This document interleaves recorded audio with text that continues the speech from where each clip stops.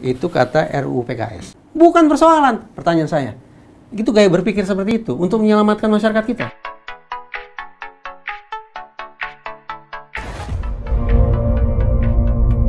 Assalamualaikum warahmatullahi wabarakatuh. Berjumpa lagi dengan gua, suara-suara pengganggu wajah-wajah membosankan Algin DP.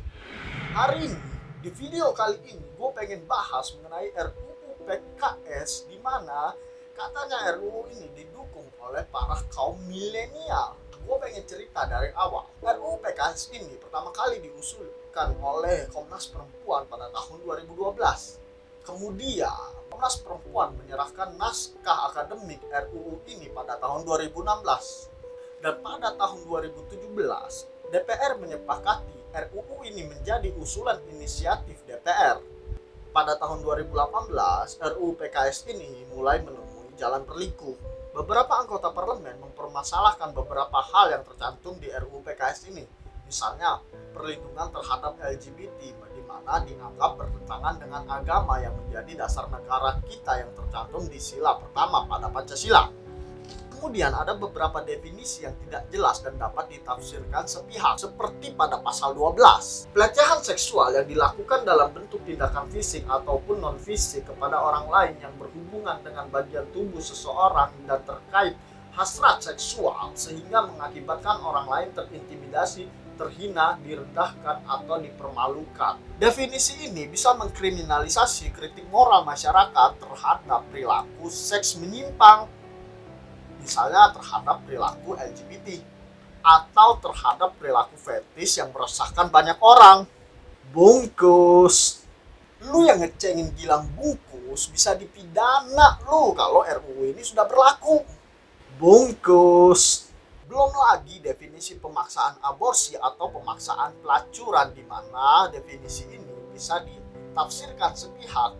Perbuatan aborsi atau pelacuran menjadi boleh selama tidak ada unsur pemaksaan. Bungkus. Kemudian setelah menemui jalan berliku pada awal tahun 2019, RUU PKS ini mulai mencuat ke sosial media. Dan ini pertama kali gua dengar mengenai RUU PKS ini. RUU PKS awalnya ditolak oleh sekelompok umat Islam yang pada saat itu gerakannya memang sedang besar-besarnya. Pada bulan September 2019, keputusan DPR RI menunda pengesahan rancangan undang-undang penghapusan kekerasan seksual atau RUU PKS.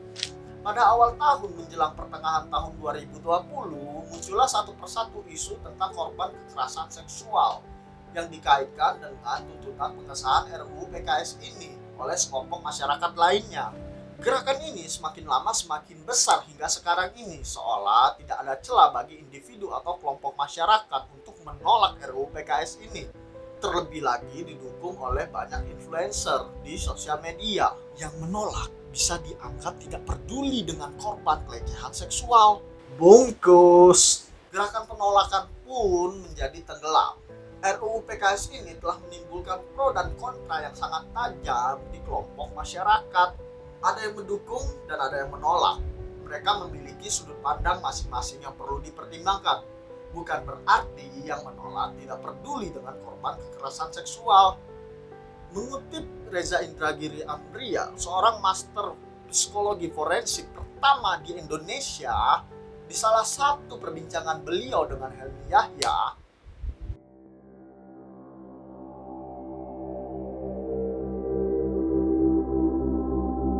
ini betul-betul untuk melindungi masyarakat kita atau justru untuk merusak masyarakat kita? Kita buka dua pasal saja, dua saja. Ada banyak sebenarnya. Apakah prostitusi dilarang? Ternyata tidak. Yang dipidana adalah prostitusi yang dilakukan karena paksaan. Kalau suko sama suko? Bukan persoalan pidana. Itu kata RUU PKS. Bukan persoalan, pertanyaan saya. Itu gaya berpikir seperti itu untuk menyelamatkan masyarakat kita? Oh bukan, itu adalah racun yang justru merusak masyarakat kita. Gaya berpikir liberal macam itu datang dari mana? Saya yakin dari masyarakat tidak beragama, yang tidak menerjemahkan keyakinan atau nilai-nilai agama ke dalam produk perundang-undangan kita. prostitusi sah-sah saja, asalkan bukan berdasarkan paksaan. Ini di rancangan nih? Rancangan undang-undang penghapusan kekerasan seksual. Belum disetujuin tapi? Belum setujui. Saya nggak. Maka cermati ulang. Kalau perlu Mas Helmi ajak orang untuk bicara khusus tentang ini. Apakah ini undang-undang memang akan melindungi masyarakat kita, atau justru akan merusak masyarakat kita?